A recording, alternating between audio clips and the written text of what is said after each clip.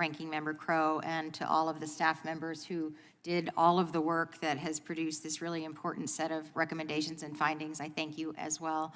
Thank you, Acting Director Rowe, too, for the conversation today. I have two lines of questions, and I am, frankly, going to focus on some of the technology that I think is essential for us to be able to make sure this kind of happen again. For roughly 11 minutes on July 13th, Mr. Crooks was able to fly a drone near the site of the Butler rally. The Secret Service equipment, as we all know now, that could have tracked it perhaps back to its origin wasn't functioning at the time of the flight.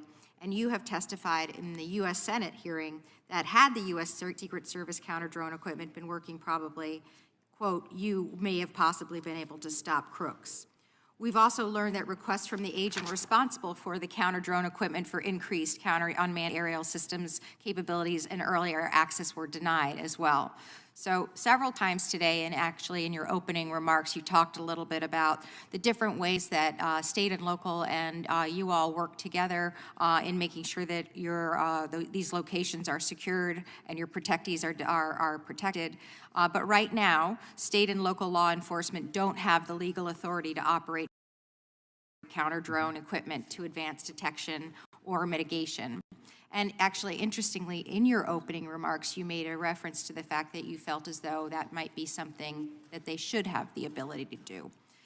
Would it have been useful if state and local law enforcement had additional capabilities and legal authorities to be able to conduct counter-drone detection and mitigation to support the Secret Service, sir? I do, with proper coordination with FAA.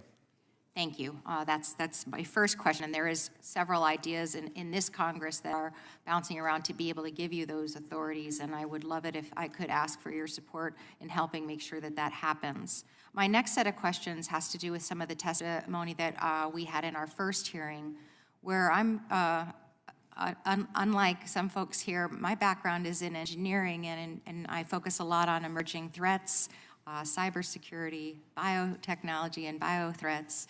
And I'm struck by the fact that we're kind of always trying to solve for the last problem that we had, and the last problem that we had was a sniper on a rooftop. And obviously things are evolving, threats are evolving, and your kind of needs to evolve alongside it. Representative Joyce talked a little bit about the appropriations process, and you talked a little bit about the Office of Protective Research that sounds like is now defunct. What kinds of things are you doing, and what kinds of things can Congress be doing to help you stay abreast of those kinds of emerging threats, to make sure that you can coordinate with DOD and with DARPA and those kinds of things, so we're not kind of constantly reinventing the wheel on this? What can we be doing to help, and what are you doing as well? So definitely, and again, obviously the color of money, right? O&S money is fantastic, but PC&I money to be able to go out and acquire things is critical for us. It's critical for the Secret Service. We've certainly had challenges with getting enough PC&I money through the years. That's a separate conversation. But being able to have an applied research element within the Secret Service, and be able to have us regularly now go out and interface with all these other entities, the private sector, Silicon Valley, others that are doing innovative things that can be helpful to us. Because it's not just about physical protection, it's cyber protection as well. Absolutely, and to the degree that we can continue to be helpful with that and helping you with the color of money and making sure that you have those resources, please do let us know.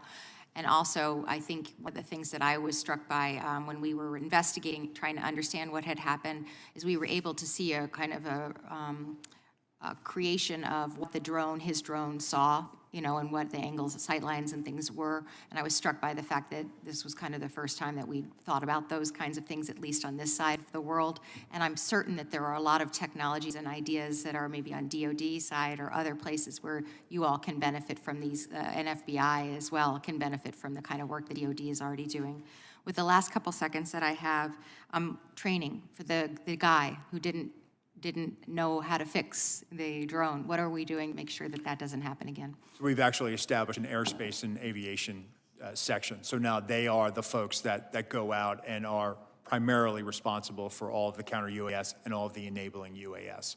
And so now that we have a direct hiring authority We have this ability now, thanks to OPM, they were very cooperative. We can go out and hire drone operators. You can fly them remotely from Washington if you need to. My goal is to get more drone operators and people with this expertise downrange in the field so that they can go out and do this and are there on the ground. And that's going to help us fly drones and identify line of sight vulnerabilities, get that eye in the sky perspective as we're doing our advance. Thank you. I yield back. I appreciate your time.